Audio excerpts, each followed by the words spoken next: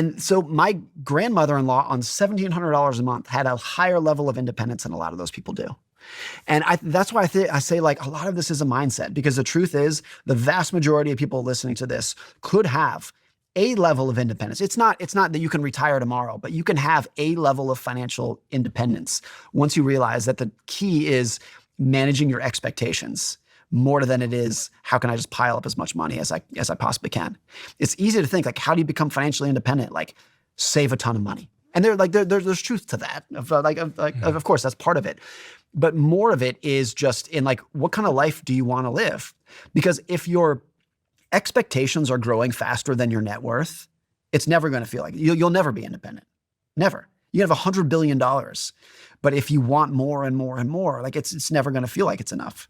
Or if you enjoy bird watching and reading books, like my grandmother-in-law, $1,700 a month, you're all set. You're set for 30 years. You're rich. You're rich and free. She was psychologically rich, even if she was financially poor. And I think that's the biggest thing about it. Adam Smith, who was the greatest economist to ever live, this was 300 years ago, he once wrote about this. He was like, why do people work so hard? And he was just like, that's a simple question, but why do people work so damn hard?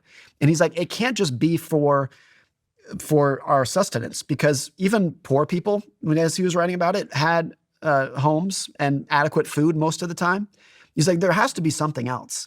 And what that something else was, he wrote, was to be seen by other people.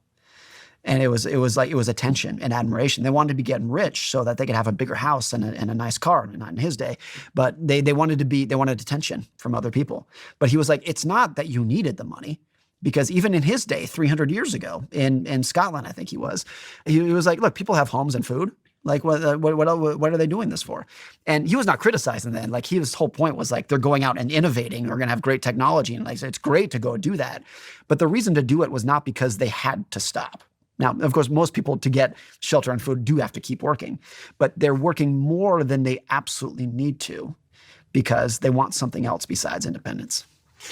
Is there an evolutionary basis for this? I was thinking the other day after watching an interview with Naval, where Naval talks about how, from an evolutionary perspective, humans don't really understand the concept of wealth, because once upon a time when we were cavemen and women, wealth was what you could carry. Yeah. But we do understand the concept of status, which really meant a lot to us in our sort of tribes and was life or death for many of us. So even though billionaires get all the money in the world, the next thing they want to do is start a podcast. You know what I mean? Right. Because there's just not enough. Like, everyone I know. What a lot of them do too is when they have all the money in the world, what they want is immortality. And you see these guys trying to live forever. Yeah. So that happens as well. That's interesting. But that's linked to status, because status was longevity. Yes. Like, if you had status, you had food, you had the reproductive potential once upon a time. Yeah.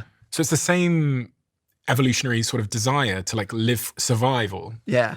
Harvey Firestone, who was a tire magnate 100 years ago, Firestone tires during the explosion in cars 100 years ago, he wrote about this in his biography. He was like, every rich person he knows, once they get money, buys a house that is way too big than they need. Not only bigger than they need, bigger than they want.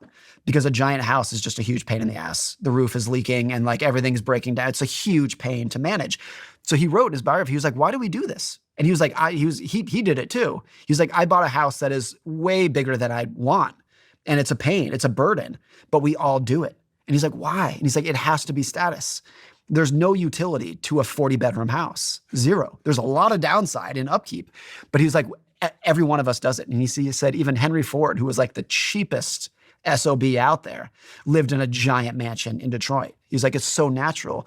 And he was like, it's just because we want to show other people. It's not utility. It's not making our lives better. It's actually making our life worse.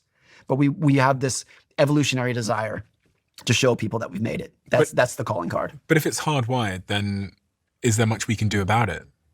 I think it's true that virtually everyone who I really admire in life, by and large, they're not hugely successful people that you've heard of. They're just people who I've met, and they're ordinary people with ordinary jobs. But I'm like, man, you seem like you've got it all figured out.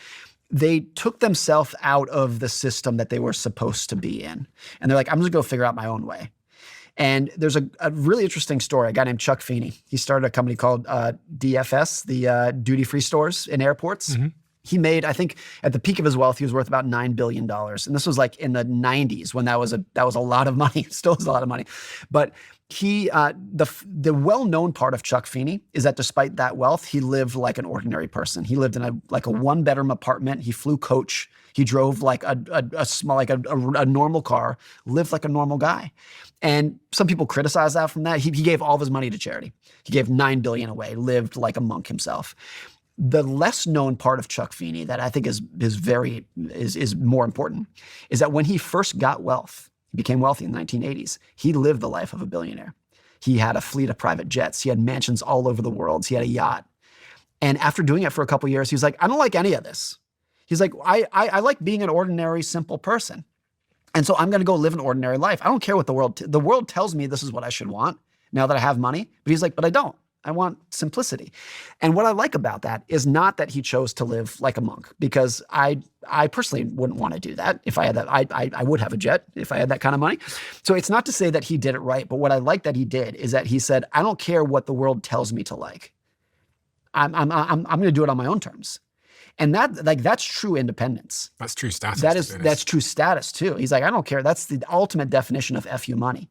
Of like so much money that like, I don't care. Like you tell me I'm supposed to live in a mansion in Beverly Hills, but I like my one-bedroom apartment in San Francisco. I like my buddies over here. Another person who's done that to a very real extent is Warren Buffett. Lives in the same house today that he bought when he was 27 or whatever it was. And he's got 100 billion or something. Right. And of course he could live anywhere. He could buy anything. But he likes being with his friends, doing it on, likes playing bridge with his buddies.